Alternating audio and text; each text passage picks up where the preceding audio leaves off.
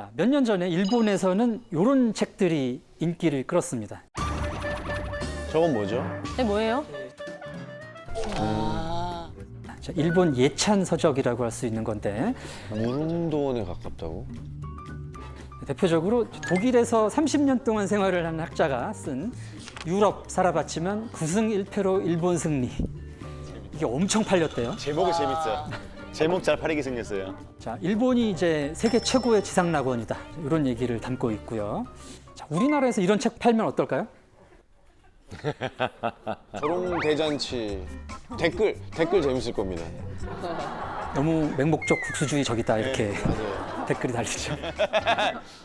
자, 같은 국수주의라고 해도 이제 나라마다 그 유형이 조금 다른데요. 네. 국수주의는 이제 집단 자존감 추구라는 보편적 욕구라고 할 수 있지만 뭐 문화적 배경에 따라서 이 욕구가 풀려 나오는 형태가 다를 수 있다고 생각이 되는데 그 각 나라의 근대화 과정 요거하고 좀 관계가 있다는 생각입니다.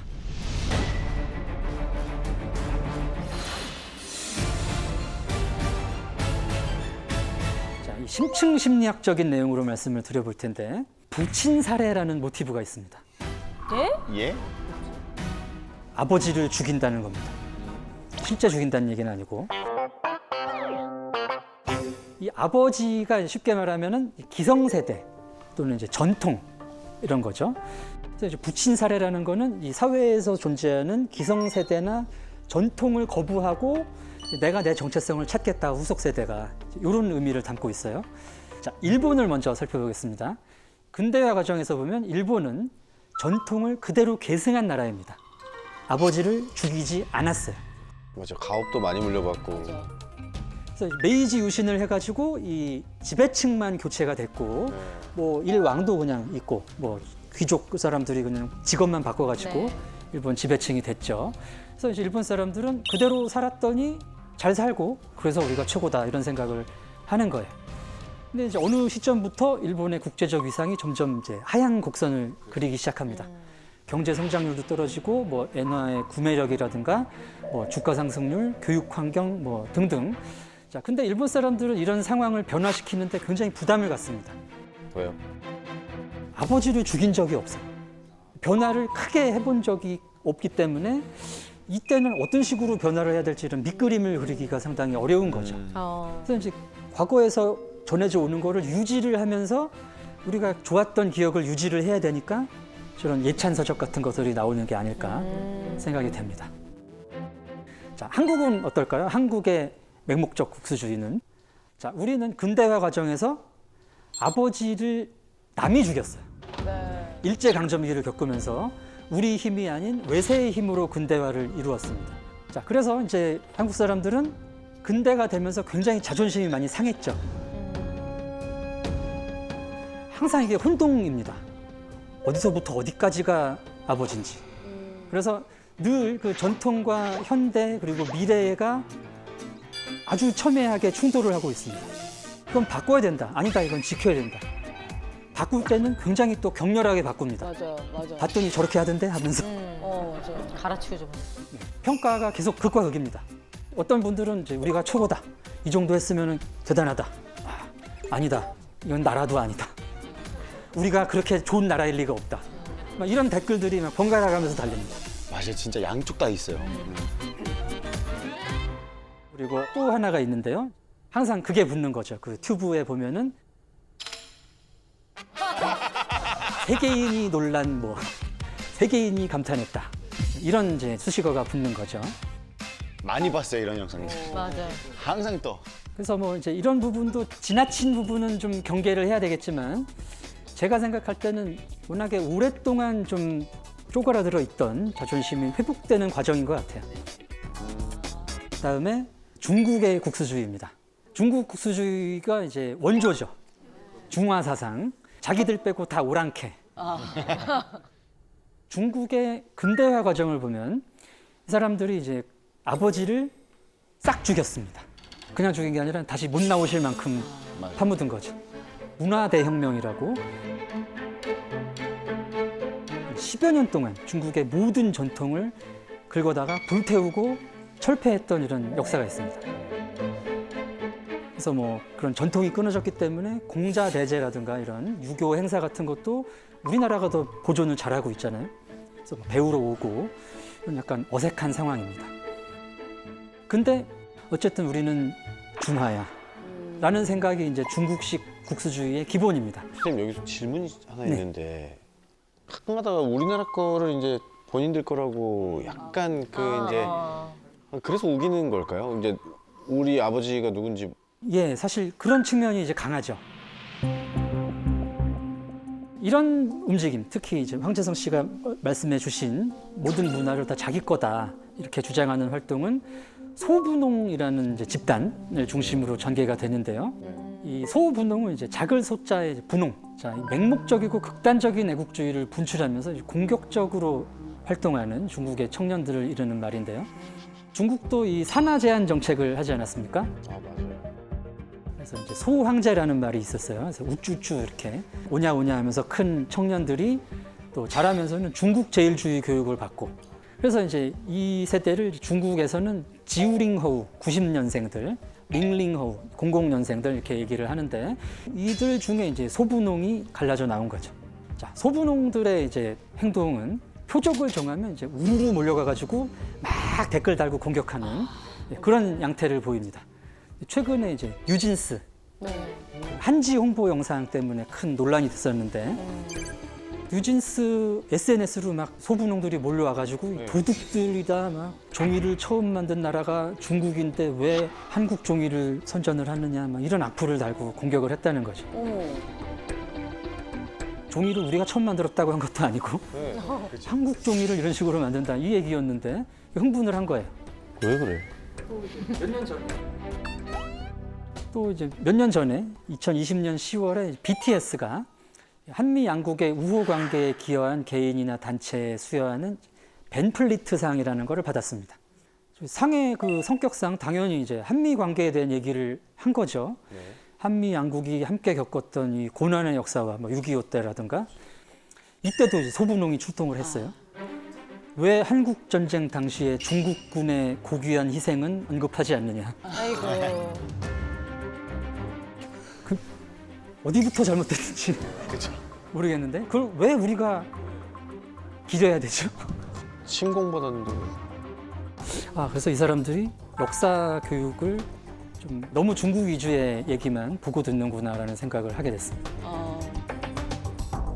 자, 이제 중국 얘기가 나온 김에 이제 중국 사람들에 대한 궁금증을 문화심리학적 관점에서 몇 가지 더 말씀을 드려보도록 할 텐데, 자, 여러분들 평소에 중국 사람들에 대해서 뭐 궁금하셨던 거 있으신가요?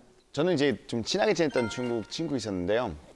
자기 친구가 결혼한다고 그래서 프로포즈 할 때 뭐 좀 행사 좀 도와달라고 했었어요 저한테.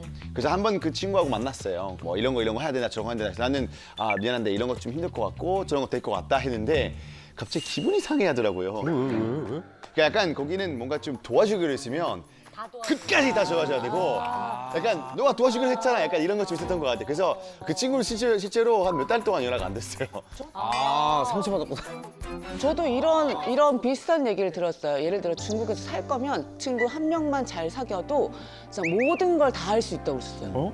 다 해주는구나. 해주려고 다 자기 가족보다 더 해준다고 하더라고요. 맞습니다. 그 중국은 아까 그 관의 영향력이 구석구석 잘 못 미쳤다고 말씀을 드렸었잖아요. 네. 그래서 이제 어떤 문제가 생기거나 내가 해결할 일이 있으면 내가 알아서 해결을 해야 됩니다. 자, 그때 이제 도움을 받을 수 있는 관계가 관시라는 건데요. 이제 관계라고 그냥 번역을 하는데 그냥 일반적인 대인 관계가 아니라 굉장히 밀접하고 친밀한 관계입니다.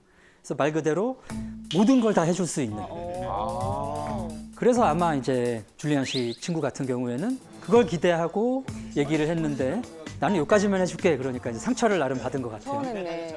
관시라고 생각했는데 이게 내가 잘못했네 내가. 이거 관시를 생각해보니까. 자, 중국에서 다른 사람하고 관시를 맺는 방법은 이제 식사 자리인데요. 식사라는 게 우리도 중요하지만 이제 중국에서도 굉장히 중요합니다. 자, 일단 이제 내가 관계를 맺고 싶은 사람을 초대를 해요.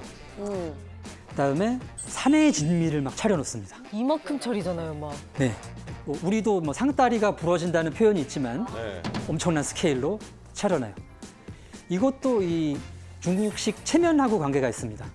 내가 너를 불러서 이런 것까지 준비했다. 예를 들면 이제 너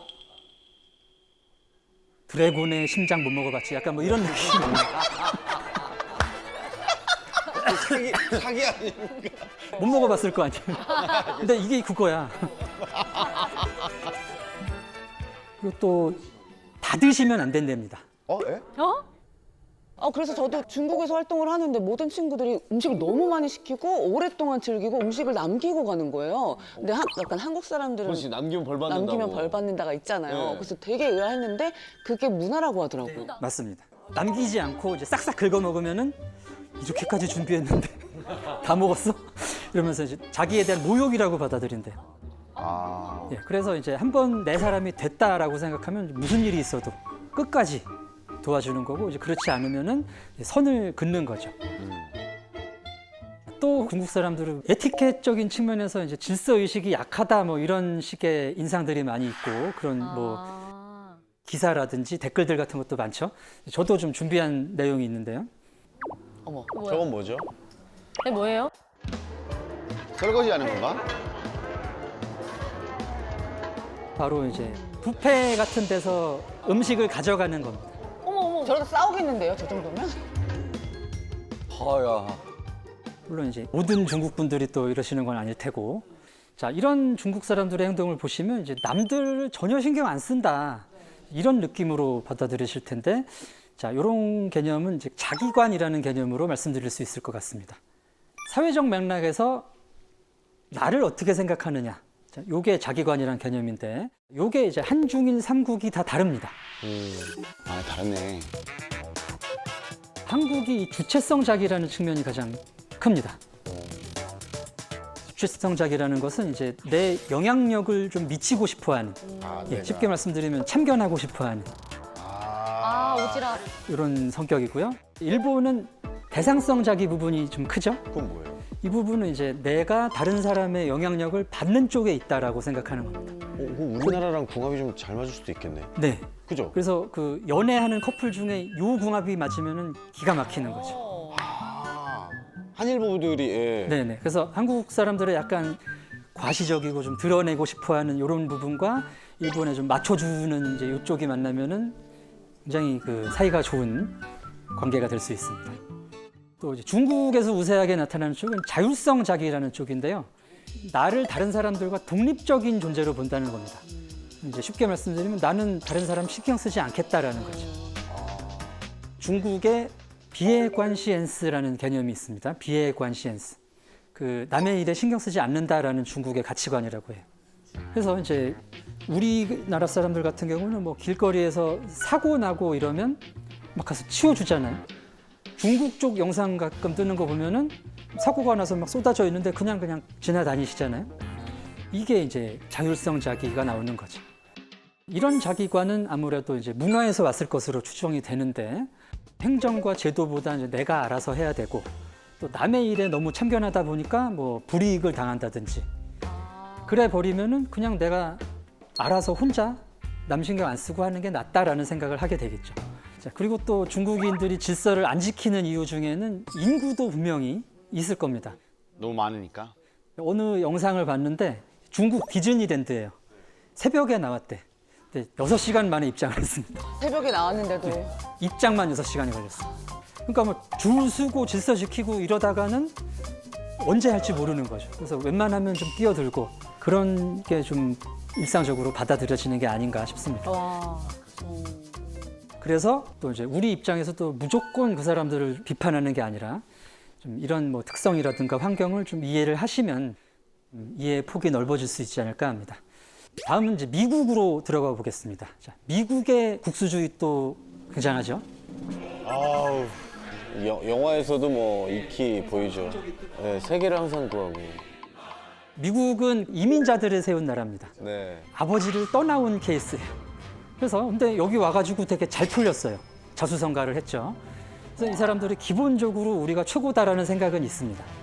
특히나 2차 세계대전 이후에 이제 미국은 누구도 의심할 수 없는 세계 최강 대국이었고, 또 그때부터 미국이 세계를 구하기 시작하는 류의 슈퍼맨, 슈퍼히어로들이 나오는데 이 슈퍼히어로물들에 나오는 슈퍼히어로가 이제 미국을 투사한 이미지입니다. 가장 그걸 잘 나타내주는 게 캡틴 아메리카죠. 한국말로 미국 대장. 미국 대장이 이 뭇 히어로들의 대장이잖아요. 네. 근데 그 멤버 중에는 신도 있습니다. 토르. 신도 내 밑에 있다. 약간 이런 느낌이에요. 그래서 이 자부심이 엄청나요. 자, 그런데 생각지도 못한 또 면이 있는 나라가 미국입니다.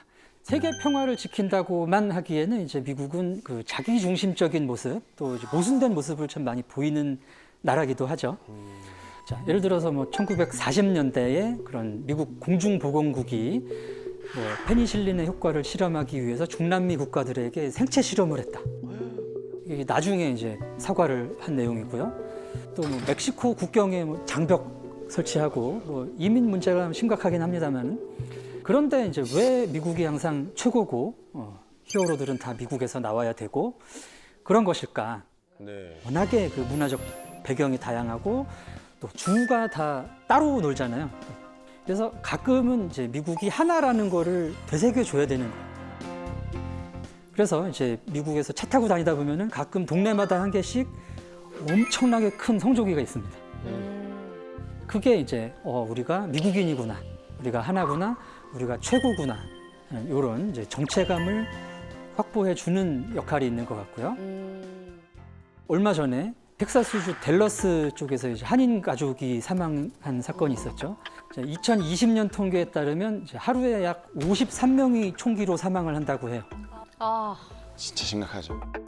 총기 자율화가 안 된, 총기가 익숙하지 않는 나라 입장에서 보면은 이게 굉장히 낯설고 도대체 왜 이런 걸 아직도 유지를 하냐, 총기 보유법을, 이런 이제 의심이 들 텐데요. 그 뿌리는 이제 미국인이 총을 그만큼 또 익숙하게 생각한다는 점이 있습니다. 총이 자연스러운 거예요.